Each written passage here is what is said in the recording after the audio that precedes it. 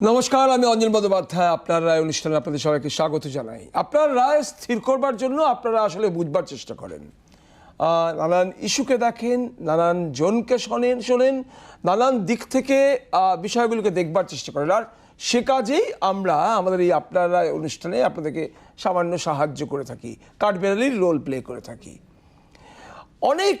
অনেক নেতার বক্তব্য আপনারা শুনছেন, আরও ঘনিষ্ঠভাবে শুনতে চাইছেন, আরও নিবিড়ভাবে শুনতে চাইছেন। আর সেই লক্ষ্যেই আমরা এবার থেকে এই আপনার রায়ের মধ্যেই শুরু করলাম, মাঝে মধ্যেই এভাবে আনবো মুখোমুখি করে একজন নেতাকে। আজ যেমন তৃণমূল কংগ্রেসের মুখ বিশিষ্ট নেতা, তৃণমূল নেতা ব্রাত্য বসু আজ আমাদের মুখোমুখি ব্রাত্য বসু।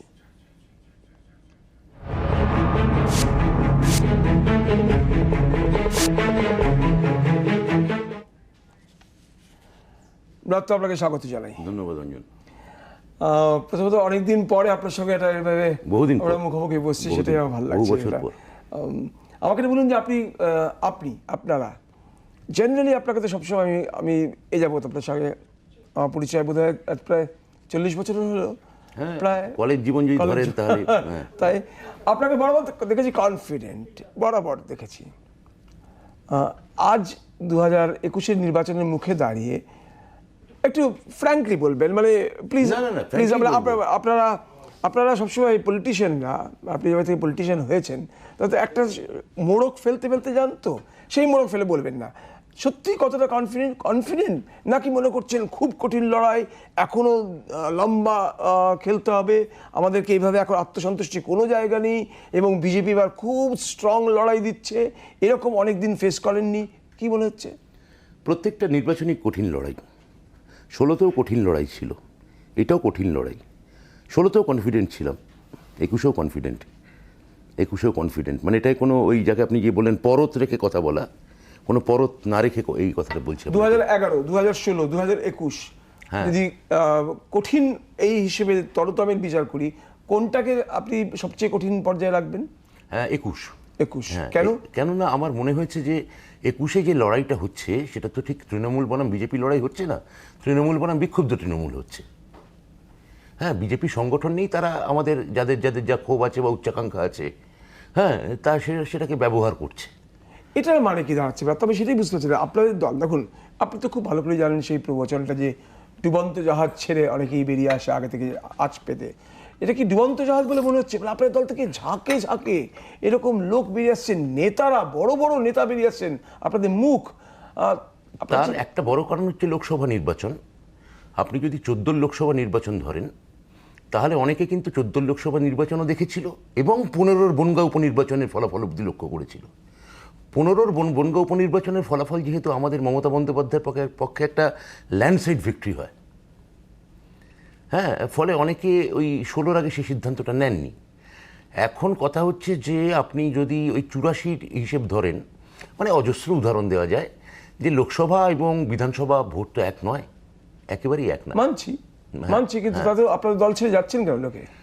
নিশ্চয়ই সেটা ঘটনা ঘটছে, নিশ্চয়ই আপনাদের দলের মধ্যে কিছু একটা ঘটছে। আমার মনে হয় কিছু ঘটছে না, আমার মনে হয় যে কিছু ক্ষেত্রে উচ্চাকাঙ্ক্ষাই বেশি দায়ী হয়ে যাচ্ছে, বা মনে হচ্ছে যে যেহেতু এইখানে অন্যদিকের যে দলটা, তারা যেহেতু প্রায় কোনো জায়গায় লোকসভায় ভোট পেয়েছে, এমনকি বুথ এজেন্ট নেই এবং সেই অর্থে বড় নেতাও নেই, তাহলে সেখানে গেলে নেতার যে ভ্যাকাম, সেখানে শূন্যস্থান পূর্ণ হতে পারে। এবং যদি কোনো মিরাকল হয়, যদি কোনো ম্যাজিক হয়, তখন এই আপনি এখন যে আমাদের মধ্যে যে বিক্ষোভটা দেখছেন বা যে দেখছেন, যদি সত্যি কখনো বিজেপি ক্ষমতায় আসেন, আমি বলছি এই বিক্ষোভ, এই বিরোধ, এই যে যাকে বলে চলে যাওয়া, পাওয়া না পাওয়া ইত্যাদি যে স্ট্রাকচার, পলিটিক্যাল স্ট্রাকচার, এর 4 গুণ দেখতে পাবেন। কিন্তু আমাকে একটা কথা বলুন, 4 গুণ দেখতে পাবেন যদি বিজেপি ক্ষমতায়। এই উচ্চাকাঙ্ক্ষীরা আপনার দলে ছিল তো? কেউ নিশ্চয় ছিল তো, তাই তো বেরিয়ে আসছে। উচ্চাকাঙ্ক্ষী বা পরিত্যক্ত, আজকে সেটা হয় উচ্চাকাঙ্ক্ষী, নয় পরিত্যক্ত, নয় সুযোগ সন্ধানী, নয় সামনের দিকে অন্য কিছু একটা মিরাকল আশা করছেন, ইত্যাদি। এটা 2016তেও ছিল, 2014তেও ছিল, 2021-এর আগে কি ঘটলো যাতে সামান্য তুচ্ছ কোনো রাম যদু, শ্যাম রহিম এরা নন, শুভেন্দু অধিকারী, রাজীব বন্দ্যোপাধ্যায়, বিগ নেমস, তারা বেরিয়ে যাচ্ছে। এটার আমি বলবো যে পলিটিক্সের মধ্যে এক ধরনের কর্পোরেটাইজেশন ঘটেছে, যাকে বলে মানে মানে বাণিজ্যিকীকরণ। সেটা হচ্ছে যে আপনি ধরুন কালকে একটা অন্য কোনো চ্যানেলে বড় অফার পেয়ে বেরিয়ে গেলেন। এক্স্যাক্টলি, এটা তো প্রফেশনাল ফিল্ড। এটা তো প্রফেশনাল ফিল্ড, ঠিকই তো। এখানে তো চাকরির বিনিময়ে, টাকার বিনিময়ে চাকরি করে। যে অনেকেই বলছে, যারা পলিটিক্যাল লোকেরা সেটা বলছে না, যেহেতু তাদের একটা পলিটিক্যাল স্কিল আছে। দেখবেন যে অনেক এই যে আর্টিস্ট যারা বিজেপিতে যাচ্ছেন, তারা অনেকেই মুখ ফসকে একটা কথা বলে ফেলছে, ভালো অফার ছিল, অফার কোট আনকোট অফার ছিল। এই যে অফারের সঙ্গে অফার শব্দটা ঠিক রাজনীতিতে খাটে না। রাজনীতিতে ধরতে হবে যে কোনো একটা গণ আন্দোলন থেকে, বা কোনো একটা ইডিওলজি থেকে, বা কোনো একটা স্বতঃস্ফূর্ত তাগিদ থেকে, বা একটা সময়ের একটা আহ্বান আসে।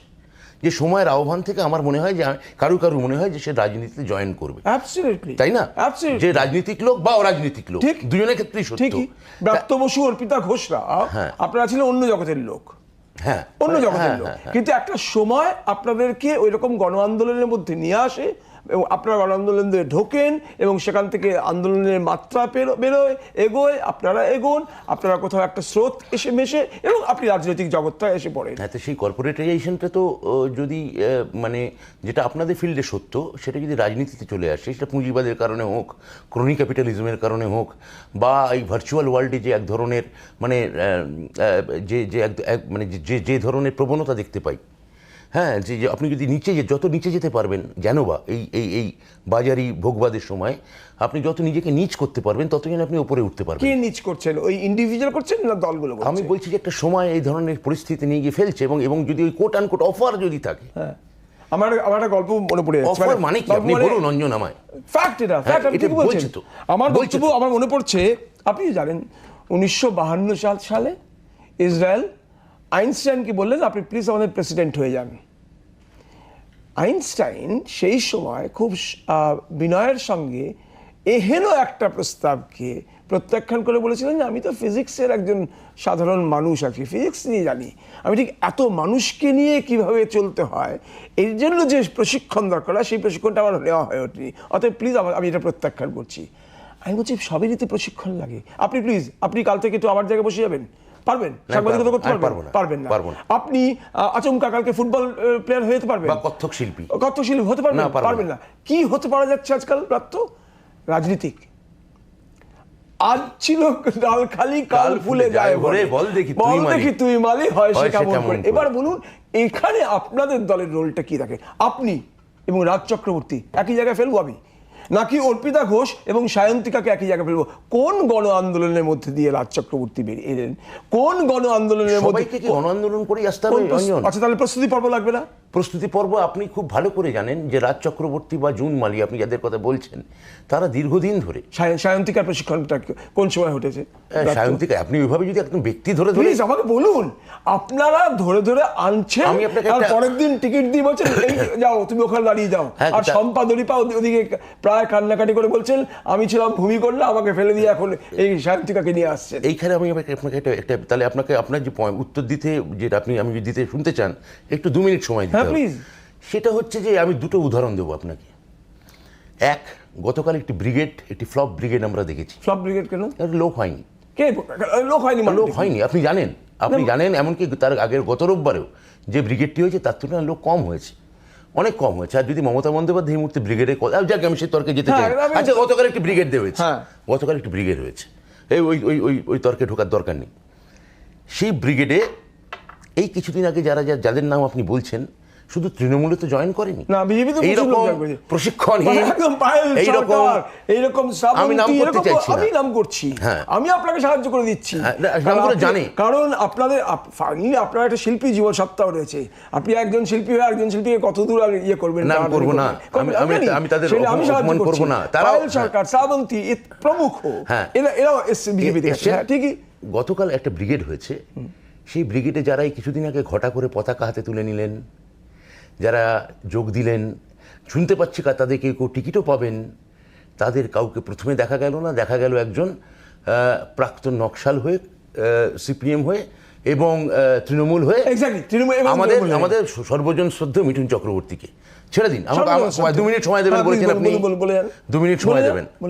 সেটা হচ্ছে এই যে তাদের কাউকে ব্রিগেডের দ্বিতীয় বা তৃতীয় সারিতে দেখা গেল না, কাউকে একটা বক্তব্য বলতে দেওয়া গেল হলো না। আর আজকে একটা মিছিল হয়েছে, সেটা হচ্ছে ধর্মতলা মানে কলেজ স্ট্রিট থেকে ডোরিনা ক্রসিং মেয়র রোড পর্যন্ত। মমতা বন্দ্যোপাধ্যায়ের নেতৃত্বে সেখানে টালিগঞ্জের আপনার ভাষায় প্রশিক্ষণহীন প্রচুর তারকা সেখানে হেঁটেছে। আমার ভাষা দরকার নেই, আপনি কি বললেন সেটা বলে দিন। আমি আমার ভাষার দরকার নেই, আপনি বলে দিন না এরা প্রশিক্ষণ প্রাপ্ত। পয়েন্টটা আমার শুনবেন তো? হ্যাঁ শুনবো, কিন্তু এরা প্রশিক্ষণ প্রাপ্ত না প্রশিক্ষণহীন তাহলে কিন্তু আমি আসবো আপনার কাছে। তারপর আসবেন। হ্যাঁ বলুন, আমার পয়েন্টটা উত্তরটা নিন আপনি আগে আমার। বলুন। এবার সেখানে দেখা গেল মমতা বন্দ্যোপাধ্যায় বক্তব্য রাখলেন, স্বাভাবিক কারণেই রাখলেন। আমাদের মহিলা নেত্রী চন্দ্রিমা ভট্টাচার্য রাখলেন, সভাপতিই রাখলেন।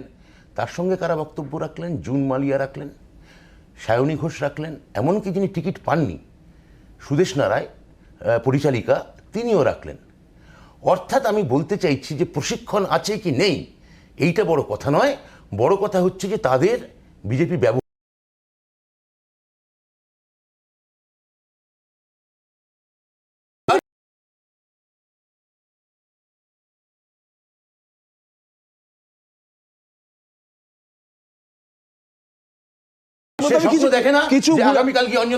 আপনি রিপ্রেজেন্ট করবেন একটা বিরাট বড় কেন্দ্র, সেই কেন্দ্রের অসংখ্য মানুষ, তার সুখ দুঃখ, তার ব্যথা বেদনা সমস্ত কিছু শরিক হয়ে তার প্রতিনিধিত্ব করা, আর একজন ট্রেনি জার্নালিস্ট যিনি একজন প্রফেশনাল হয়ে গড়ে উঠবেন, দুটোর মধ্যে একটু তফাৎ রয়েছে।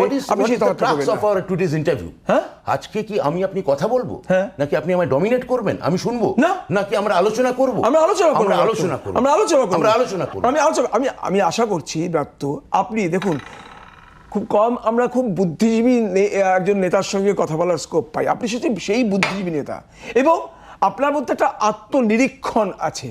সেই আত্মনিরীক্ষণের জায়গা থেকে বুঝুন, আমি বুঝেছি।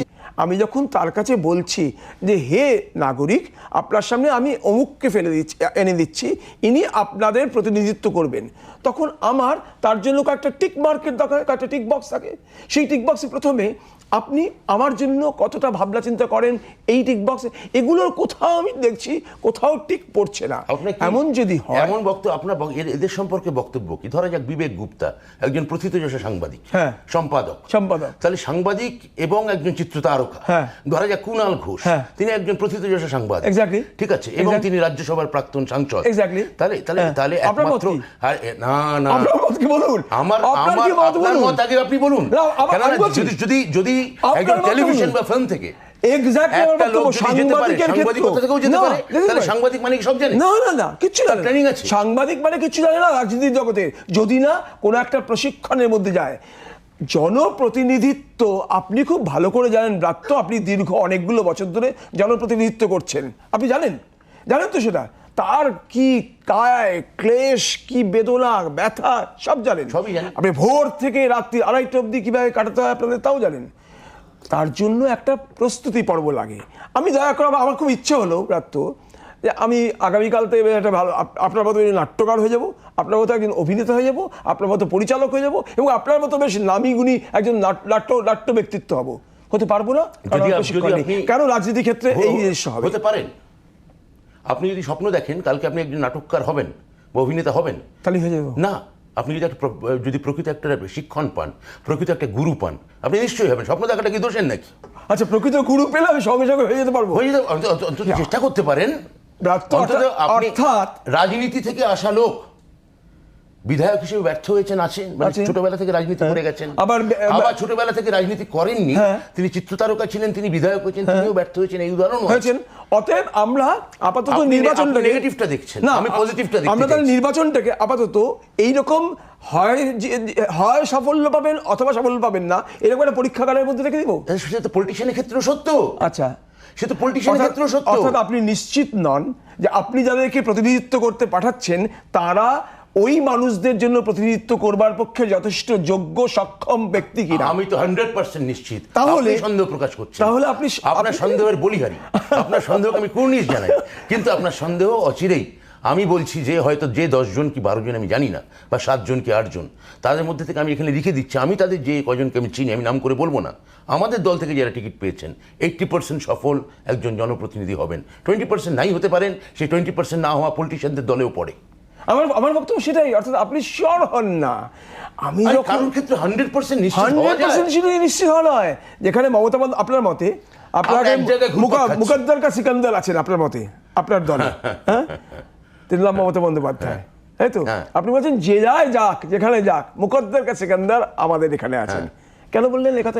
মানে কি, কেন মমতা বন্দ্যোপাধ্যায় মানে মুকদ্দার কা সিকান্দার? এই এটা কেননা পশ্চিমবঙ্গের রাজনীতিতে মমতা বন্দ্যোপাধ্যায়ের একটা 40 বছরের একটা গণসংগ্রাম আছে, লাঠির মার খাওয়া আছে,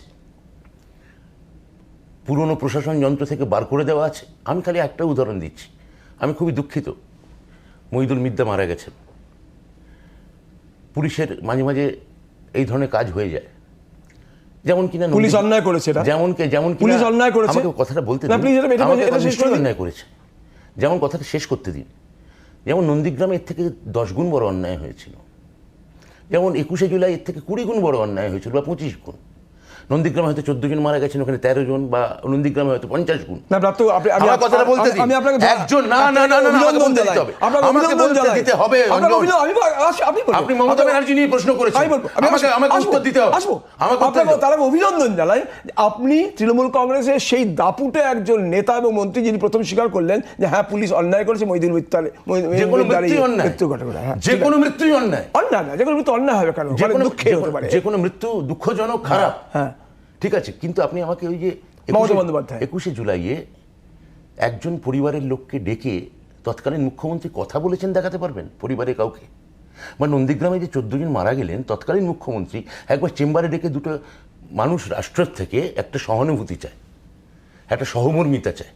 আমরা এই নন্দীগ্রামের ঘটনায় আমরা শহীদ পরিবারদের সাথে কথা বলতে বলেছিলাম, এবং দুর্ভাগ্যের এটা যে নন্দীগ্রাম মমতা বন্দ্যোপাধ্যায়কে এই ক্ষমতার শিখরে এনেছে, তার প্রধান একটা কারণ থেকে, প্রধান একটা ফ্যাক্টর হিসেবে থেকেছে নন্দীগ্রামের শহীদ পরিবারের কণ্ঠে আমরা সেই বেদনার কাহিনী শুনেছি, যেখানে তারা বলছেন যে আমাদের কেউ দেখে না, রাষ্ট্র দেখে না, প্রশাসন দেখে না, সরকার আমাদের দেখে না। কোন সরকার দেখে না?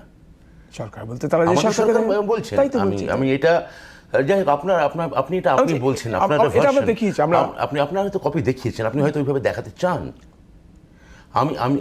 আমি যা দেখতে চাই তাই কি আপনি দেখান? আপনি যা দেখাতে চান আপনি দেখতে চাইবেন সেগুলো দেখাবো, এমনটা আমি মানুষের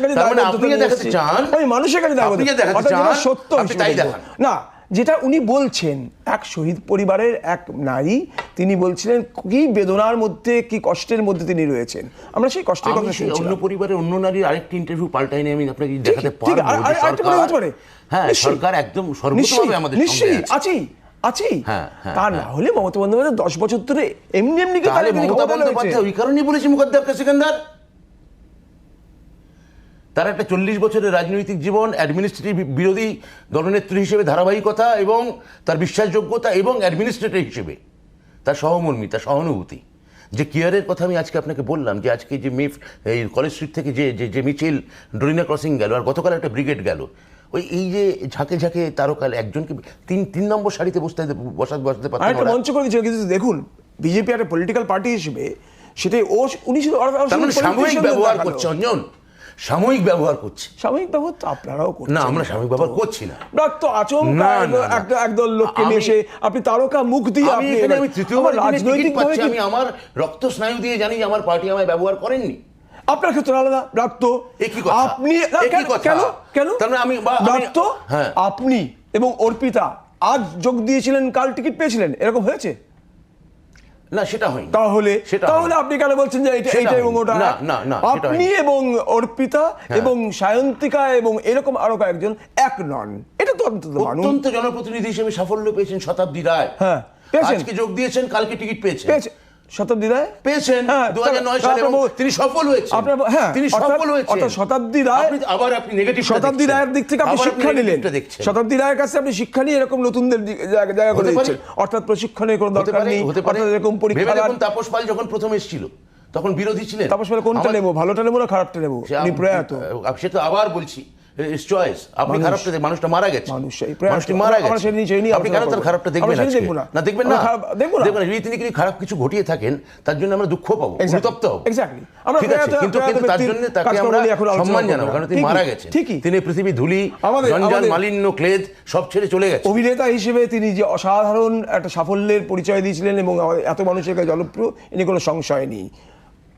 নায়ক নেতা হিসেবে তিনি কতদূর কি করতে পেরেছেন তা নিয়ে একদল লোক বলছেন ভালো, একদল লোক বলছেন না, আমি সেই প্রসঙ্গে যাচ্ছি না। কিন্তু আমার একটা কথা বলুন, আমি এবার অন্য প্রসঙ্গ আসি, যেহেতু আপনি এই প্রসঙ্গটা হয় আপনি তাপস পালের যে অংশটা তুলতে চাইছেন দরকার নেই সেটা অনিল বসু, আমি অন্য কথা বলছি। হ্যাঁ, অনিল বসু, তাই আমরা অনিল বসু আলোচনা করতে চাইছি না, করতে চাই না, কিন্তু অনিল বসু কথাটা কেন তুললাম, যখন ওই রকম অসভ্য ভাষায় কথা বলেছিলেন, মানে অরাজনৈতিক লোকই একমাত্র খারাপ ভাষায় কথা বলেননি, না না, প্রচুর রাজনীতিক বলেছেন, প্রচুর রাজনীতিক বলেছেন, এ নিয়ে কোনো সংশয় নেই। কিন্তু আমি অনিল বাবুকে নিয়ে আলোচনা করতে চাই না। আমার প্রশ্ন, এটা পরীক্ষাগার নয়, মানুষে আপনি রাজনৈতিক ভাবে পরীক্ষা করুন না, চ্যানেলটা পরীক্ষাগার হবে।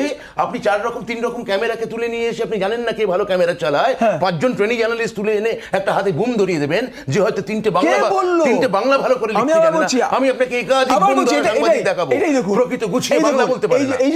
এই জন্যই দেখুন, আপনি আমার জায়গাটায় সাকসেসফুল হবেন না, আমি আপনার জায়গায় সাকসেসফুল হব না, এই কারণেই, কারণ আপনি আমার প্রক্রিয়াটাও জানেন না।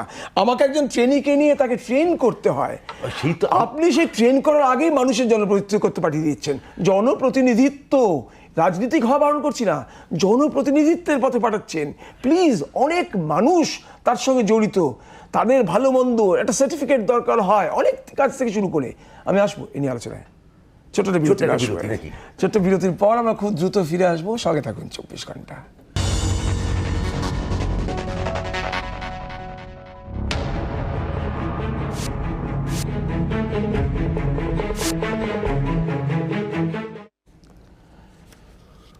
ফিরে এলাম বিরতির পর, আমরা আছি মুখোমুখি ব্রাত্য বসুর। ব্রাত্য, আমি আপনাকে জিজ্ঞাসা করি যে আপনি যেটা বলছিলাম, আপনি বলছিলেন যে আমাদের কাছে অমিতাভ বচ্চন আছে, মমতা বন্দ্যোপাধ্যায়, অমিতাভ বচ্চন। তৃণমূল কংগ্রেসে যখন শুভেন্দু অধিকারী ছিলেন, আমি জানি না অমিতাভ বচ্চনের পাশে নয়, ডেফিনেটলি না, কিন্তু বিনোদ খান্না কিংবা ঋষি কাপুর কিংবা অন্য কেউ হবেন কিনা আমি জানি না, উনিও একটা বড় নেতা ছিলেন, আমরা বড় নেতা ছিলেন। এহেন 2 বড় নেতা আমরা নন্দীগ্রামে পরস্পরের মুখোমুখি হচ্ছেন। নন্দীগ্রাম এবারের একদম পুরো পশ্চিমবঙ্গীয় নির্বাচনের এপিসেন্টার হয়ে দাঁড়ালো এই 2 ইন্দ্রের দাঁড়ানোর কারণে। আপনার কি মনে হয় যে কতখানি টাফ হয়ে গেল? আপনার প্রশ্নেই তার উত্তর আছে। যদি কোনো একটা সিনেমায় অমিতাভ বচ্চনের সঙ্গে হিরো হিসেবে জনি লিভারের তুলনা হয়, বা অমিতাভ বচ্চনের সঙ্গে যদি আপনি যাদের কথা বললেন ধর্মেন্দ্র বা জিতেন্দ্র, কাউকে ছোট না করেই বলতে পারি, তাহলে মানে ধরা যাক যে যখন ওই আপনি যে সিনেমাটার কথা আপনি আমায় মনে করালেন, মুকদ্দার কা সিকান্দার, একই সেই ধরুন এটা হচ্ছে 78 সাল, সেপ্টেম্বর মাসে রিলিজ করছে মুকদ্দার কা সিকান্দার, আর ডিসেম্বর মাসে রিলিজ করছে শালিমার, ধর্মেন্দ্র অভিনীত। ঠিক আছে, হ্যাঁ, আপনি চেক করে নিতে পারেন।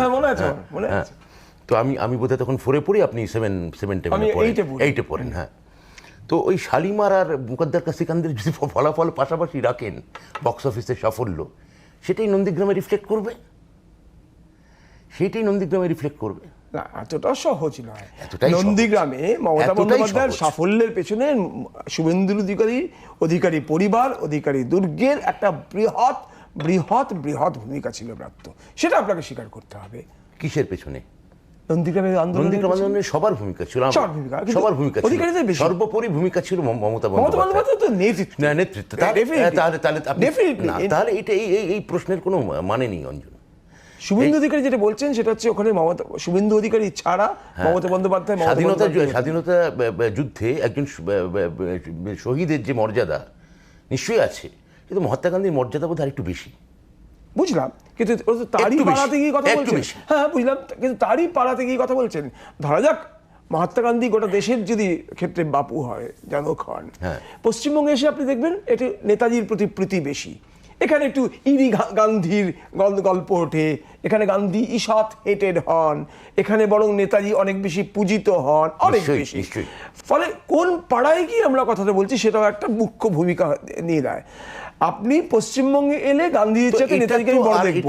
সর্বভারতীয় স্তরে গান্ধীজি এবং নেতাজির মধ্যে গান্ধীজি হয়তো একটু ওপরের দিকে আছেন। অঞ্জন, আমি আপনি যাদের কথা বলছেন, আপনি তো তখন টেলিভিশনে তখন এইরকম একটা জায়গায় আছেন। অনুগ্রহ করে 14ই মার্চ যখন গুলি চলছে ইত্যাদি যখন চলছে, সমস্ত টেলিভিশন লাইভ দেখিয়েছিল। একটু দেখাবেন, একটা ফুটেজ দেখাবেন যে কোনো নির্দিষ্ট পরিবারের কেউ 14ই মার্চে ওইখানে মাঠে উপস্থিত? আপনারা অনুগ্রহ করে এতদিন পরে দেখাবেন না? আমি একটা মোটর বাইক দেখাতে পারি আপনাকে, পরের দিন রাত্রিবেলা সেটা ঢুকছে, সেই রাত্রিবেলা তাকে কোলাঘাটে গালাগাল করা হচ্ছে সেই মোটর বাইকের আরোহিনীকে। তিনি যখন চণ্ডীপুর হয়ে যখন ঢুকছেন, মমতা বন্দ্যোপাধ্যায় দিকে লাইমলাইট অনেক বেশি ছিল এই কোনো সংসারে, কিন্তু এতদিন পরে আপনাদের আমি সাথে তো কাউকে অস্বীকার করছি না, আমি কাউকে আমি নিশ্চয়ই, আপনি যাদের কথা বলছেন অধিকারী পরিবার, তাদের নিশ্চয়ই ভূমিকা ছিল, অবশ্যই ছিল, কিন্তু কেবলমাত্র শুভেন্দু অধিকারীকে হারানোটা কতটা লস আপনাদের জন্য? সেটা দেখুন, লস তো আমি মনে করছি যে আজকে যে বিধায়ক চলে গেলেন টিকিট না পেয়ে, তাকে হারানোটা আমাদের জন্য লস, তরতম লস। আমরা কেন, মমতা বন্দ্যোপাধ্যায়ের ক্ষেত্রে আমি দেখেছি যে উনি কাউকে ছাড়তে চান না। আমি বিষয়টা দেখতে হবে অঞ্জন, আমি ওনাকে কিভাবে দেখছি, মানে পার্টি আমাকে কিভাবে দেখছে তার উপর নির্ভর করছে না আমি ওনাকে কিভাবে দেখব। বুঝলাম, আপনি আমাকে ছাড়তে চান না, কিন্তু আমি আপনাকে ছেড়ে বেরিয়ে যাচ্ছি, তাহলে কোথাও একটা গন্ডগোল আছে। হয়তো আমি সেটা গোড়াতেই বলেছি, কারোর ক্ষেত্রে উচ্চাকাঙ্ক্ষা হতে পারে, সেই উচ্চাকাঙ্ক্ষাকে আমি দোষ আপনার দিচ্ছি মতে না, কি সেই উচ্চাকাঙ্ক্ষাকে দোষ দিচ্ছি না। হ্যাঁ, শুভেন্দু উচ্চাকাঙ্ক্ষী? যে কোনো রাজনীতিবিদের ক্ষেত্রে উচ্চাকাঙ্ক্ষা থাকতেই পারে।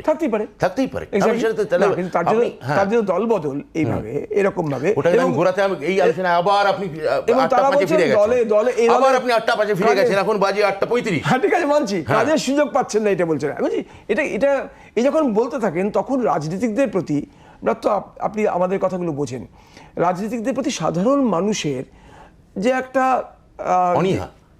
অনীহা জন্মায়, একটা একটা একটা একটা একটা বক্র মনোভাব দাঁড়ায় যে এটা কি করছেন, কি হচ্ছে, কোনটা ঠিক, 2 বছর আগে তুমি ঠিক ছিলে নাকি এখন ঠিক, এখন ভুল নাকি 2 বছর আগে ভুল। আমি আবার বলছি ওইটা নিশ্চয়ই রাজনীতিবিদরাই নিজেদের সেই জায়গায় নিয়ে গিয়ে ফেলেন, আবার অনেক রাজনীতিবিদ সেই জায়গায় নিয়ে গিয়ে ফেলেনও না, তাদের একটা কনসিস্টেন্সি থাকে। আপনাকে একটা উদাহরণ দিই, আপনি যেহেতু বললেন এই যে গণমানুষের অনীহা, তার আপনি একটা রিফ্লেকশন দেখতে পাবেন যে সিনেমায় যখনই কোনো রাজনীতিবিদ বা যখন কোনো পুলিশ আসে, সেটাকে হয় দুর্নীতিগ্রস্ত বা বাফুন করা হয়, এবং বিপুল হাততালি পড়ে। ঠিকই তাই তো, তার মানে ওটা সমাজের মনে আছে, সমাজ সামাও ওটাকে নিজের মতো করে একটা অ্যাসেসমেন্ট করে নিচ্ছে যে পাওয়ার, আসলে তো রাজনীতি বা পুলিশ না, আসলে পাওয়ার মানেই তাকে কোথাও একটা ভয় পায়, এবং ভয় পাওয়া থেকে সেই এক ধরনের অনীহা তৈরি হয়, এবং অনীহা থেকে তাকে রিডিকুল করতে শুরু করে। নাটককার রাত্রবসুকে একটা প্রশ্ন করুন, সেটা হচ্ছে যে আপনি তো রাজনৈতিক জগৎটা অনেক দিন বিচরণ করলেন, 10 বছর হয়ে গেল, আপনার কি মনে হয় রাজনৈতিক জগৎটা এতটাই আসলে কলঙ্কযোগ্য? একদম না। আমাকে যে কি পরিমাণ রাজনীতি উপকার করেছে অঞ্জন, আমি আপনাকে এখানে বলতে পারবো না। আমি বা এখানে শুনলে একটু মনে হবে বাড়াবাড়ি হচ্ছে। কেন বলুন? আমি ব্যক্তি হিসেবে টিউনড হয়েছি, আমার ব্যক্তি হিসেবে প্রগল্ভতাকে আমার ছেঁটে দিয়েছে রাজনীতি, আমার ব্যক্তি হিসেবে আমি কি পারি এবং কি পারি না তা আমাকে কান মুলে দেখতে শিখিয়েছে রাজনীতি। মানে আমার ব্যক্তি হিসেবে আমার মনে হয় যে আমার একটা চার্নিং হয়েছে এই রাজনীতিতে থাকার ফলে, যেটা আমি শত সহস্র থিয়েটার করে, শত হাজার হাজার সিনেমা করে বা অভিনয় করে এই অভিজ্ঞতা আমি অর্জন করতে পারতাম না। এটা আমার নিজের সঙ্গে নিজের বোঝাপড়া। এটা তাহলে ব্রাত্য, এইটা কি আসলে সবার জন্য সত্য নয়? সবাই কি একরকমভাবে গ্রহীতা নন? যে কারণে আপনার মতন এরকম করে আমি দেখলাম না প্রগল্ভতা ছেটে গেল এরকম, এবং সংহত হলেন, এমনটার বদলে বরং দুর্নীতি, যার আধখানা ভাঙা বাড়ি ছিল তার 3তলা বাড়ি থেকে শুরু করে নানান ধরনের স্বজন পোষণ, নানান ধরনের দাদাগিরি ইত্যাদি ইত্যাদি প্রবণতাগুলোই বরং বেশি প্রতীয়মান হয়ে উঠছে। আপনি দেখবেন এটা তৃতীয় বিশ্বের এক ধরনের সিনড্রোম। আপনি যদি ভেনিজুয়েলার দিকে তাকান, যেখানে একটা কমিউনিস্ট দল শাসন করছে, নিকোলাস মাদুরা, দেখবেন দুর্নীতিতে ভেনিজুয়েলা সারা পৃথিবীতে সবার আগে এগিয়ে আছে। আবার ভেনিজুয়েলার আমেরিকার এগেনস্টে লড়াইটা, নিকোলাস মাদুরার আমেরিকার এগেনস্টে লড়াইটা, আমেরিকান পুঁজি ঢুকতে না দেওয়ার যে লড়াইটা, হ্যাঁ সেটাও সত্য। তাহলে একটা লড়াইয়ের সঙ্গে একটা দুর্নীতি, আপনি লড়াইটাকে কোথাও আমাদের এখানে দুর্নীতিকে তোলা হচ্ছে না, কিন্তু আপনি একটা ব্যক্তি, তাই বলে আমি দুর্নীতিকে সমর্থন করছি না। হ্যাঁ ঠিকই, আপনি সমর্থন করবেন, আমি জানি আপনি করতে পারেন না, কিন্তু আমার বক্তব্য আপনি 2010-2011 যে তৃণমূল কংগ্রেসকে দেখতেন আর 2020-2021 যে তৃণমূল কংগ্রেসকে দেখছেন, দুটোর মধ্যে কোনো ডিফারেন্স দেখতে পান? এক ধরনের ডিফারেন্স নিশ্চয়ই হবে। কিরকম ডিফারেন্স? সেই ডিফারেন্সটা হচ্ছে যে যেমন ক্ষমতায় থাকার ফলে কোনো কোনো নেতার ক্ষেত্রে আমি দেখেছি তাদের চালচলন বদলেছে, তাদের হাবভাব বদলেছে, কিন্তু ফাইনালি আমার নেতৃত্ব এক জায়গায় আছেন, তার মধ্যে আমি কোনো পার্থক্য দেখিনি। তো কোনো কোনো নেতার ক্ষেত্রে সেটা তার বিচ্যুতি হতে পারে। আচ্ছা, আমি আপনাকে বলছি অঞ্জন, আমি যখন গোড়ায়, আমি যখন আমার গাড়ি করে, সরকারি গাড়ি করে পাড়া ছেড়ে বেরোতাম, আমি মাথা নিচু করে বেরোতাম, যে মানে যদি এতদিন অভ্যেস নেই এসব, এটা করে বেরোচ্ছি, একটু নার্ভাস লাগতো, ঠিক আছে, এখন তো আমি অভ্যস্ত হয়ে গেছি। এটা আপনি আমায় বলতে পারেন পাওয়ার সিনড্রোম, যেটা আমি আগে 45 মিনিট জ্যামে দাঁড়িয়ে থাকতাম, হ্যাঁ, 2011-র আগে। এখন মানে সৌভাগ্যবশত আমাদের সময় জ্যামটাও প্রায় উঠে গেছে, সেটা অন্য কথা, সেটা অন্য সেটা কথা। লোকে বলে রাস্তা থেকে গাড়ি উঠে যাচ্ছে, না, এমন নাকি এখান থেকে আপনিও ড্রেন হয়ে যাচ্ছে, বাইরে চলে যাচ্ছে, আমাদের যেমন সময় ছিল। রাস্তাঘাট কি হয়েছে আপনি খুব ভালো করে জানেন, রাস্তাঘাটের রাস্তাঘাট কি হয়েছে খুব ভালো করে জানেন। হয়েছে, হ্যাঁ, লোকজন কিন্তু সেটা নাকি অভাব হয়ে এখন যাচ্ছে। আমার খানিকক্ষণ 5 মিনিট জ্যামে দাঁড়ালে মনে হয় যে আমি কেন বেরিয়ে যাচ্ছি না। এটা আপনি আমাকে বলতে পারেন পাওয়ার সিনড্রোম। 10 বছরে আমার পাওয়ারে থাকার ফলে হয়তো এটা আমার মধ্যে তৈরি হয়েছে। কিন্তু সেটা আপনার মনের মধ্যে থাকছে, কিন্তু সেটা আপনার শরীরে, আপনার বাসনায়, আপনার কামনায়, আপনার আকাঙ্ক্ষায়, আপনার পরিচয়ে, আপনার ধ্যানে, আপনার ধারণায় প্রকট হয়ে উঠছে না। গ্রামান্তর আপনি জানেন, বাঁকুড়া, তার বড় পুরুলিয়ায় কারণ হচ্ছে স্করপিওকে বলা হয় টিএমসি গাড়ি। ফাইনালি আমি থিয়েটার করি, স্করপিওকে বলা হ্যাঁ, ফাইনালি আমি থিয়েটার করি অঞ্জন। আমাকে আমার থিয়েটারের যে বাস্তবতা তা আমাকে শিখিয়েছে যে তুমি আসলে প্রান্তিক, তুমি আসলে নির্জিত। তোমাকে যে সিস্টেমটার মধ্যে এখানে লড়তে হয় সেটা প্রধানত একটা মার খাওয়া সিস্টেম। এইটা মার খাওয়া একটা সিস্টেম যখন একটা প্রাতিষ্ঠানিক সিস্টেমের মধ্যে ঢোকে, তাদের মধ্যে যে কথোপকথন হয়, তাদের মধ্যে যে আন্ডারস্ট্যান্ডিং হয়, তাদের মধ্যে যে ভালোবাসা এবং চাবুকের আদান প্রদান চলে, তাদের মধ্যে যে ঘৃণা এবং উষ্ণতার যে আদান প্রদান চলে, সেটা তো আমার সঙ্গে সেখানে জলের মতো ঘুরে ঘুরে একা কথা কয়। আবার সেই জীবনানন্দীয় জায়গায় ফিরে যেতে হয়। তা আমি সেখানে যেতে চাইছি না, কারণ আমি এখানে গৌণ। না, আপনার মাথার ভেতরে যে বোধটা কাজ করছে, মাথার ভেতরে কোনো এক বোধ কাজ করে, সেই বোধ কি যিনি রাজনৈতিক জগতের মধ্যে দিয়ে এসছেন, না যাক মমতা বন্দ্যোপাধ্যায় যেমন একজন, তেমনি আরো অনেক হাজারে হাজারে তৃণমূল কংগ্রেসের নেতা কর্মী প্রমুখ রয়েছেন যারা থিয়েটারের জগতে আসেননি, তাদের উপলব্ধির মধ্যে আসে না, তাদের মধ্যে এই ভাবনা আসে না। আমার একটা থিয়েটারের সংলাপ ছিল যে আপনাকে আমি কোটি কোটি ভারতবাসী দেখাতে পারি যে অসাধারণ সুরে গান গায়, কিন্তু মোহাম্মদ রফি ও লতা মঙ্গেশকর একজন হচ্ছে। তাহলে রাজনীতি অনেকেই করছেন, মমতা বন্দ্যোপাধ্যায় একজনই হন। মানলাম, নরেন্দ্র মোদীও সেইভাবেই। আপনি বলবেন নরেন্দ্র মোদীও একজনই হন, সেটা বিজেপি বলবে। আমি বলবো যে নরেন্দ্র মোদী মানে এখন যা কাজকর্ম করে দেখে অবাক বিস্ময় বলতে সত্যি এরকম একজনই হয়, এরকম আর হয় না, এরকম আমরা আগে দেখিনি, এরকম আর ভবিষ্যতেও দেখবো না। এতটুকু যন্ত্র হতে এত শব্দ হয়, দেখিয়া বিশ্বের লাগে বিষম বিস্ময়। এটা তো মানবেন যে মমতা বন্দ্যোপাধ্যায়ের বিপরীতে কোনো একটা মুখ না দিয়ে বিজেপি আসলে একটা কৌশলের পরিচয় দিল, যে কারণ মমতা বন্দ্যোপাধ্যায়ের বিরুদ্ধে প্রধান নাম হয়ে দাঁড়াচ্ছেন নরেন্দ্র মোদী। তিনি মুখ্যমন্ত্রী হবেন না, কিন্তু লড়াইয়ের প্রধান রথী হচ্ছেন নরেন্দ্র মোদী, যেটা মমতা বন্দ্যোপাধ্যায়ের জন্য নিঃসন্দেহে অস্বস্তিকর। দিলীপ ঘোষ বা শুভেন্দু অধিকারী হলে নিশ্চয়ই এতক্ষণ হয়তো ভাবতেন। আপনি বলছেন আপনার কাছে এরকম খবর আছে নরেন্দ্র মোদী প্রধানমন্ত্রিত্ব ছেড়ে আমাদের পশ্চিমবঙ্গে মুখ্যমন্ত্রিত্ব করতে আসছেন? আমি বললাম, আমি কি আপনার মতো তুখোর জার্নালিস্টের কাছে খবর থাকতেই পারে? না, এই খবর থাকতেই পারে। ভুল করেন না, ওভাবে বলবেন না, কারণ আমার বাংলা অত খারাপ হয়ে যায়নি যে আমি এই ধরনের কথা বলবো। আমি বলেছি যদিও তিনি মুখ্যমন্ত্রিত্বের দাবিদার কোনো মতেই নন, কিন্তু এই লড়াইয়ের ময়দানে, নির্বাচনী প্রচারের লড়াইয়ের ময়দানে তিনি প্রধান রথী। আমি উল্টোটা বলবো, আমি বলবো যে যদি মুখ্যমন্ত্রিত্বের নাম ঘোষণা করত বিজেপি, তাহলে ওই অফারগ্রস্ত, প্রস্তাব পাওয়াগ্রস্ত। আপনারা অফার দেন? আমি তো জানি না কাউকে অফার, আপনি জিজ্ঞেস করুন কাউকে অফার দেওয়া হয়েছে কিনা। আপনি দলের একটা মাথা। আমি তো জীবনে, আমি আপনাকে বলছি শুনুন, আমি অনেককে জয়েন করিয়েছি, আপনি দেখেছেন, তাদের সঙ্গে দেখা হয়েছে আমার তাদের 5 মিনিট আগে, এটাই সত্য। তাদের অনেকেই এসে বলেছে, আমি তাদের জিজ্ঞেস করেছি আপনি জয়েন করছেন কেন, বলছে আমার মনে হচ্ছে জয়েন করা। জয়েন করাচ্ছে আপনি আমাদের প্রত্যেকটা বক্তৃতা তাদের শুনুন জয়েন করার পরে, তারা প্রত্যেকে বলছে যে এই সময় আমাদের মনে হচ্ছে আমাদের আসা উচিত। বিজেপি অফার ছিল, বিজেপি বলছে অফার ছিল। কি অফার ভাই, কি অফার ভাই? সে অফারের সঙ্গে কি লুকিয়ে আছে? এ তো প্রায় মানে বাইচুং ভুটিয়া ইস্টবেঙ্গল থেকে যেন জেসিডিতে যাচ্ছেন, বা মোহনবাগান ছেড়ে যেন ইস্টবেঙ্গলে আসছেন। অফার দিয়েছে যেন গজু বসু, এই যেন পল্টু দাস।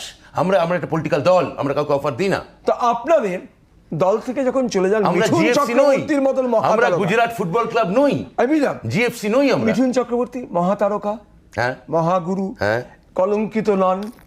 আপনারা বলেন তিনি অত্যন্ত অত্যন্ত অত্যন্ত উচ্চ মাপের একজন মানুষ, আপনাদের সঙ্গেই ছিলেন। তিনি অসাধারণ অভিনেতা, তিনি একই সঙ্গে শিবনাথ করেন তাদের কথায়, তিনি একই সঙ্গে ঘুনিয়া করেন, মৃগয়ায়, আবার একই সঙ্গে ডিস্কো ডান্সারে তিনি জিম্মি হন। কিন্তু জিম্মি হওয়ার পরে তার দিকে ডাক আসে, জিম্মি জিম্মি জিম্মি আজা আজা আজা আজা আজা আজা। মানে এমন একটা লোক যে 3বার পরপর রেকর্ড করেছেন যে ট্যাক্স দেওয়ার ক্ষেত্রে যে সমস্ত ট্যাক্স দেওয়ার ক্ষেত্রে সারা ভারতবর্ষে অভিনেতাদের ক্ষেত্রে রেকর্ড করেছেন, তাকেও কোথায় যেন একটা সারদা মামলায় জড়িয়ে দেওয়া হয়। আমি শুনেছি, আমি খবরের কাগজে পড়েছি, আমি নিশ্চিত নন, তার পরিবার তার সন্তানকে কোথায় যেন একটা ব্ল্যাকমেলিংয়ের মধ্যে চলে যেতে হয়। অর্থাৎ আপনি বলতে ভয়ের রাজনীতি, মিঠুন চক্রবর্তী ব্ল্যাকমেলিং এর ভয়ের শিকার হয়ে রাজনীতি, যাচ্ছেন। ভয়ের রাজনীতি, এই যে ব্ল্যাকমেলিংয়ের রাজনীতি, এই যে তুমি আমার সঙ্গে আমার পতাকা না ধরলে তোমাকে আমি কুৎসা করে দেবো। এবার একজন পলিটিশিয়ান, মানে ওই আপনার ভাষায় কোট আনকোট সিজন পলিটিশিয়ান, হয়তো এই কুৎসাটা গায়ে মাখতে পারেন, কিন্তু মিঠুন চক্রবর্তীর মতো সেন্সিটিভ এবং এত বড় অভিনেতা, অভিনেতার উপর জোর দিচ্ছেন কেন, মানে শিল্পী, সরি শিল্পী, আর্টিস্ট, হ্যাঁ, তাকে কারণ এখন লোকে বলছে রাজনীতিকদের মতন বড় অভিনেতা তাকে যদি এরকম জায়গায় গিয়ে ফেলে দিতে হয় না। আমি তার ওই রাজনৈতিক, যেটা আমি গোড়াতেই বললাম, তিনি নকশাল ছিলেন, তারপর সিপিএম ঘেঁষা তিনি হয়েছিলেন, রমলাদি তারপর আপনাদের প্রচার করেছেন, তারপর তৃণমূলে আমাদের রাজ্যসভা সাংসদ হয়েছেন, এখন তিনি মনে করেছেন তিনি বিজেপি হয়েছেন, ঠিক আছে। এবং তিনি বলছেন, আমার তার অফিসিয়াল স্টেটমেন্ট, আমি যেটুকু মিডিয়া দেখেছি, যে আমি তৃণমূলের বিরুদ্ধে কিছু বলতে চাই না, কিন্তু সিদ্ধান্তটা আমার ভুল হয়েছিল। হ্যাঁ, তৃণমূলে জয়েন করার সিদ্ধান্তটা বাজে হয়েছিল। তার মানে কি ওই যে ভয়ের মধ্যে দিয়ে তিনি গেলেন, যে পয়েন্ট ব্ল্যাঙ্ক রেঞ্জে তার মাথায় বন্দুক ঠেকানো হলো, ওই যে ওনার ছবি প্রেম প্রতিজ্ঞার, ওই মাধুরী দীক্ষিত এবং মিঠুন চক্রবর্তী অভিনীত, তার মাথায় কি ওই রকম কোনো একটা বন্দুক তাকে দেখানো হলো, যেখানে তিনি ওখানে গোখরো সাপ হয়ে তিনি সেই জন্যে আবির্ভূত হয়ে বললেন যে একশো বলেই ছবি। তিনি কি আসলে তাকে কেউ একশো বলে ছবি করতে চেয়েছিল? আমার ওনার মতো একজন বড় শিল্পী, একজন কিংবদন্তি শিল্পী ভারতবর্ষের, আমার মনে হয় যে তার মতো অভিনেতা, আমি তার সঙ্গে ছবি করেছি একটা, এটা আমার গৌরব, এটা আমার আমার আমার আমার আমার ভালো লাগার জায়গা আর তৃপ্তি, যে তিনি আমার সিনেমায় অভিনয় করেছেন। হ্যাঁ, তো সেইটা কি যেটা কালকে কি তাহলে অনুরাগ কাশ্যপকেও পতাকা ধরতে হবে? কালকে পরশু কি তাপসী পান্নুকে পতাকা ধরতে হবে? এই আপনি খুব ভালো করে জানেন, জিজ্ঞাসা চিহ্নের মধ্য দিয়ে আসলে একটা অ্যাফার্মেটিভ স্টেটমেন্টের লোকে করে থাকেন। আপনি কি সেই অ্যাফার্মেটিভ স্টেটমেন্টগুলো করছেন? আপনার আমার পুরনো শিক্ষণ অনুযায়ী কাকু বক্রোক্তি, এক্স্যাক্টলি কাকু বক্রোক্তি। এটা কি তাহলে দাদা বক্রোক্তি হলো? আচ্ছা, এটা কি মহাগুরু বক্রোক্তি হলো? এটা কি গুরু বক্রোক্তি হলো? এখনো আপনি মিঠুনদাকে ফোন করে বলতে পারেন, মিঠুন দা কি করলেন বলতে পারবেন? হ্যাঁ, বলতে পারবেন। এখন ওইভাবে ফোন করে আমি ওনাকে কোনোদিনই ওইভাবে বিরক্ত করিনি। আমি ওনাকে সম্মান করি, রেসপেক্ট করি। দেখা হলে পায়ে হাত দিয়ে প্রণাম করবো, আর জিজ্ঞেস যখন আবার যদি কখনো কোনো আলাদা হয়েছে, কেসটা কী হয়েছিল বলুন তো, কী ভয় দেখিয়েছিল, এইটা জিজ্ঞেস করবো।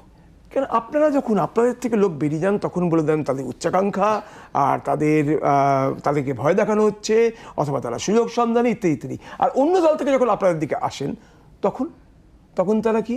তখন তারা সত্য সন্ধানী। সবার ক্ষেত্রে নয়, কিন্তু ধরা যাক সুজাতা খাঁ চৌধুরী, না মণ্ডল, সুজাতা খাঁ মণ্ডল, সরি, তিনি যখন আসেন তিনি একটা খুব ইন্টারেস্টিং কথা বলেন। তিনি এসে বলেন যে আমরা যারা এতদিন ধরে মহিলাদের কাজ করলাম, মহিলাদের কোনো সম্মান নেই, রাজনৈতিক যোগ্যতাকে সম্মান দেওয়া হয় না, কাল পরশু যারা এসে দলে জয়েন করছে তাদের পদে বসিয়ে দেওয়া হচ্ছে, এবং আমার ক্ষেত্রে বৈষম্যের দুটি কারণ, এক আমি নারী, দুই আমি দলিত। এই যে এক নারী এবং দুই দলিত, এই দুটোকেই সব থেকে বড় অ্যাড্রেস করতে গেছে তৃণমূল সরকার, মমতা বন্দ্যোপাধ্যায়ের সরকার। এই যে প্রান্তিকতা, এই যে এলিটিজমের যে ঘৃণা,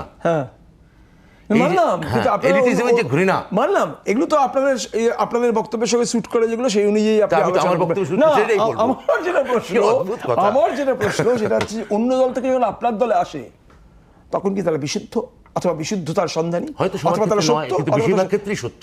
কেন বেশিরভাগ ক্ষেত্রে তাদের ক্ষেত্রে সত্য হবে, আর আপনার দল থেকে সবার ক্ষেত্রে নয়, কারো ক্ষেত্রে থাকতে পারে।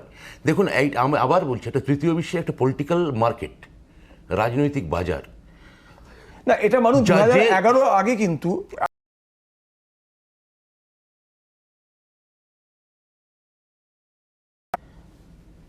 আমাদের ছোটাঙারিয়া ঘটছে, এবং 24 ঘন্টা চ্যানেল আছে, ছোট ছোট পোর্টাল আছে, অজস্র ফেসবুক আছে, এগুলো ওই সরকার তাহলে, মানে এই যে আমাদের 10 বছরের সরকার, এটা ধরতে পারেন বামের আমলের ইকুয়াল টু প্রায় 20 বছরের সরকার। নরেন্দ্র মোদীও ঠিক একই যুক্তি দিয়ে বলতে পারেন, সেটা হচ্ছে যে তবু আপনি বলেন 2014 সালের পর এই দেশে নাকি বাক স্বাধীনতা ভুলুণ্ঠিত হয়েছে, এই দেশে শিল্পীর শিল্পকলা প্রদর্শন, বাক প্রদর্শন সেখানে লাগাম পড়ানো হয়েছে, ইত্যাদি ইত্যাদি। 2021 সালের মুখে দাঁড়িয়েও যদি সেটা সহ্য করেও এরা ক্ষমতায় থেকে থাকে, তাহলে আমি এই প্রসঙ্গে এই যুক্তিগুলো আমি আপনাকে বলছি শুনুন, যে সেটা হচ্ছে এই যে ভার্চুয়াল ওয়ার্ল্ডটা যেটা চলে এলো, এটার মধ্যে থেকে খালি একজন শাসকের না, একজন মানুষেরও কিন্তু একটা ব্যক্তি ইন্ডিভিজুয়াল মানুষেরও কিন্তু এক ধরনের প্যারানোইয়া এবং এক ধরনের স্কিজোফ্রেনিয়া তৈরি হলো। কেননা সে এমন একটা রিয়েলিটির মধ্যে গিয়ে পড়লো যে রিয়েলিটির মধ্যে তারা এই কিছুদিন আগে স্থিতাবস্থাকামী শান্ত নিস্তরঙ্গ যে জগৎ, তার থেকে সম্পূর্ণ একটা ভিন্ন জগৎ, তছনছ করে দেওয়া জগৎ, মানে 100টা মানে ক্যামেরা আপনাকে লক্ষ্য করছে। আপনি আপনি আপনি যখন খেতে যাচ্ছেন বা আপনি যখন বাথরুমে যাচ্ছেন, আপনি জানেন না যে আপনার পেছনে একটা গোপন ক্যামেরা ফিট করা আছে কিনা। এই যে একটা সোশ্যাল প্যারানোইয়া তৈরি হলো, এইটা পলিটিশিয়ানের প্যারানোইয়া আপনি দেখতে পাচ্ছেন, পলিটিশিয়ানের স্কিজোফ্রেনিয়া আপনি দেখতে পাচ্ছেন, পাওয়ারের স্কিজোফ্রেনিয়া আপনি দেখতে পাচ্ছেন। কিন্তু একটা মানুষও একই সঙ্গে তার আত্মা তছনছ হয়ে যাচ্ছে, তার হৃদয় ভেঙে ভুলুণ্ঠিত হয়ে যাচ্ছে। সে নিজেকে বলছে কে হয় হৃদয় করে বেদনা জাগাতে ভালোবাসে, সেই বেদনাতে সে স্তূপীকৃত হয়ে উঠছে। এইটা আরও চলবে, 10-15 বছর চলবে। তারপর আপনি ওই যেটা বললেন, আস্তে আস্তে মানুষ স্টুডেন্ট হয়ে যাবে। হ্যাঁ, ফলে এই পরীক্ষায় পরীক্ষিত হয়ে আপনি উত্তীর্ণ হলেন এবং ওরা উত্তীর্ণ হলেন না, এই যেতে পারলাম না।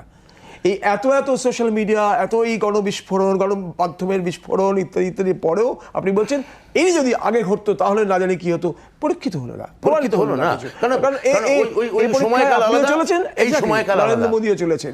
আবার সেই জায়গাতে বলছি, ফলে এত দ্বারা কিছু প্রমাণিত হলো না। কিন্তু যেটা প্রমাণিত হলো সেটা হচ্ছে একটা সরকারের, শাসকের তীব্র প্রকট মূর্তি ধারণ, সে চেহারাটা আমরা দেখতে পেলাম এই ধরনের বিস্ফোরণের ফলেই।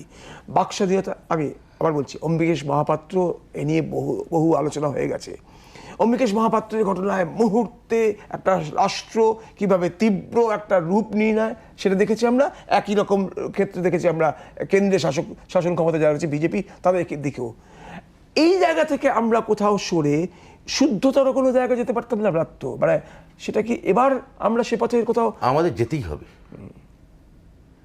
আমাদের যেতেই হবে, নইলে চলতে পারে না। এই যে একটা মানুষ প্রতিদিন তার ভিতরে খান হয়ে ভেঙে যাচ্ছে, প্রতিদিন তার মধ্যে একই সঙ্গে ভোগবাদ তাকে নানা রকম ইশারা দিচ্ছে, এবং তার একটা যে জগৎ সে দেখছে আর যে জগৎ সে আছে এর মধ্যে এত যোজন তফাৎ, এবং সেটা তাকে একই সঙ্গে যেভাবে হিংস্র এবং অভিযোজনকামী করে তুলছে, হ্যাঁ, সেইটা এবং একই সঙ্গে বিষণ্ণ করে দিচ্ছে। মমতা বন্দ্যোপাধ্যায়, আমি সবশেষে আসি, মমতা বন্দ্যোপাধ্যায় নন্দীগ্রামে গিয়ে লড়লেন, বিজেপি বলল ভবানীপুর থেকে পালালেন, কারণ এই লোকসভায় দেখুন এই তার দাঁড়াচ্ছে এইরকম সিটের অঙ্কের ব্যবধান। হ্যাঁ, আহমেদাবাদ আর বেনারসের মতো প্রধানমন্ত্রী তো এত কিছু কাজ করেছেন। 19 সালে তো ভাই ভোটে লড়তে গিয়েছিলেন 2টো সিটে, একটা সিটে তো লড়েননি। কিন্তু 2টো সিটে 2টো পলিটিক্যাল স্ট্র্যাটেজি নিয়ে গিয়েছিলেন।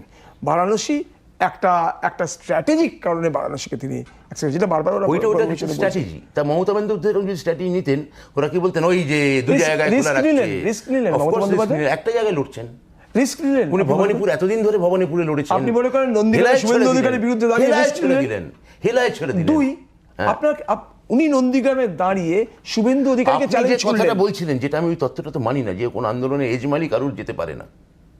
আন্দোলনে একজন নেতা থাকেন বা নেত্রী থাকেন, আর হাজার হাজার তলায় মানুষ থাকেন, ঠিক আছে? আপনি যে এজমালি তত্ত্ব দিচ্ছিলেন সেটাই নন্দীগ্রাম ভোটে সেটা প্রমাণ করবে। আমার সেটা নন্দীগ্রাম ভোট সেইটাই প্রমাণ করবে। একটা কথা মনে হচ্ছে আপনার, এটা আপনার কাছে জেনুইন একটা সিরিয়াস প্রশ্ন, আপনি ভালো বলতে পারবেন। মমতা বন্দ্যোপাধ্যায় তো আপনার মনে করেন অনেক ওপরে শুভেন্দু অধিকারীর থেকে, নিশ্চয়ই। বড় যে সে কি ছোটকে চ্যালেঞ্জ ছড়ে, নাকি ছোট বড়কে চ্যালেঞ্জ ছড়ে, বড় সেটাকে অ্যাকসেপ্ট করে? এক্ষেত্রে দেখলাম বড় অর্থাৎ মমতা বন্দ্যোপাধ্যায় ছোট যিনি শুভেন্দু অধিকারী তার উদ্দেশ্যে চ্যালেঞ্জ ছড়ে বললেন আমি দাঁড়াচ্ছি, দেখি তুই কেমন তুমি জিততে পারো। এটাকে আমরা জেনারেলি দেখি না। এটা কি আপনি চ্যালেঞ্জ হিসেবে কেন দেখছেন? দেখুন, ভোট মানেই চ্যালেঞ্জ, ভোট মানেই যুদ্ধ। আবার ভোট মানে যেহেতু মমতা বন্দ্যোপাধ্যায়কে একটা চ্যালেঞ্জ করা হয়েছিল, আপনি বলতে পারেন যে একটা প্রতি চ্যালেঞ্জ হলো এটা। মমতা বন্দ্যোপাধ্যায় কেউ চ্যালেঞ্জ ছুড়ে বলেছিলেন যে আমি বিধায়ক পদ ছেড়ে দিচ্ছি, মন্ত্রিত্ব ছেড়ে দিচ্ছি, আমি চললাম। মমতা বন্দ্যোপাধ্যায়কে আসলে আগে চ্যালেঞ্জ করা হয়েছিল। মমতা বন্দ্যোপাধ্যায় কোনো চ্যালেঞ্জ করেনি, মমতা বন্দ্যোপাধ্যায় মুচকি হেসেছিলেন। উনি হেসে খালি বললেন আমি নন্দীগ্রামে লড়বো। এই যে দুর্গে একটু ফাটল, এই কোনো খারাপ কথা শুনেন? আপনি শোনেননি কিন্তু। না, মমতা বন্দ্যোপাধ্যায় খারাপ কথা বলবেন কেন? শোনেননি কিন্তু। তাহলে চ্যালেঞ্জ শব্দটা আসে না। তাহলে দুর্গে না চ্যালেঞ্জ কথাটা বলেছিলেন কি, দুর্গে যে এই মাঝে মধ্যে ফাটল, কোনো জায়গা দিয়ে একটু জলধারা বেরিয়ে আসছে, কোথাও আশঙ্কা জায়গায় যে এখানে দুর্গ অটুট, অভ্রান্ত, সমস্ত অর্গল সমস্ত খিল, সমস্ত পরীক্ষা, আমরা সমস্ত খালের ওপর থেকে সমস্ত ট্রেঞ্চ তুলে নিয়েছি। আমাদের দুর্গের এখান থেকে আপনারা দেখতে পাচ্ছেন না, শত শত। ফলে ডাবল ইঞ্জিন না, নয়, আমাদের- এখানে এখানে একটা ইঞ্জিন, অন্য একটা না, ইঞ্জিন না, আসবে। না, না, না। ব্রাত্য, আপনি ডাবল ইঞ্জিনে আছেন, একটা ইঞ্জিন আট্ট ব্যক্তিত্বের, আর একটা ইঞ্জিন ওটা ছেড়ে দিন। হ্যাঁ, আজকে তো আমরা রাজনীতি, আপনি তো আমায় শুরুতে বললেন আমি তৃণমূল নেতা। আমরা চাইবো আপনার দুটো ক্ষেত্রেই সাফল্য আসুক। আচ্ছা, ধন্যবাদ। আমরা সেই সাফল্য নিয়ে, সাফল্যের আকাঙ্ক্ষা নিয়ে, কামনা নিয়ে, আর আমি চাইবো যে আবার কোনো না কোনো, আবার এরকম আপনার সঙ্গে এরকম একটা অসাধারণ আড্ডায় আমি আপনার সঙ্গে অংশগ্রহণ অসাধারণ করতে আড্ডা মারতে, সত্যি কথা বলতে কি, টু বি অনেস্ট, আমার দারুণ লাগে। এবং বহুদিন ধরে আমি চাচ্ছি ব্রাত্য বসু মুখোমুখিটা আমরা কবে করবো। আপনি আমাদের সময় দিলেন আজকে, অনেক ধন্যবাদ, থ্যাংক ইউ। মুখোমুখি ব্রাত্য বসুতে ছিলাম আমরা। রায় স্থির করবেন আপনারা, আপনার রায় শেষ করছি। সঙ্গে থাকুন 24 ঘন্টা।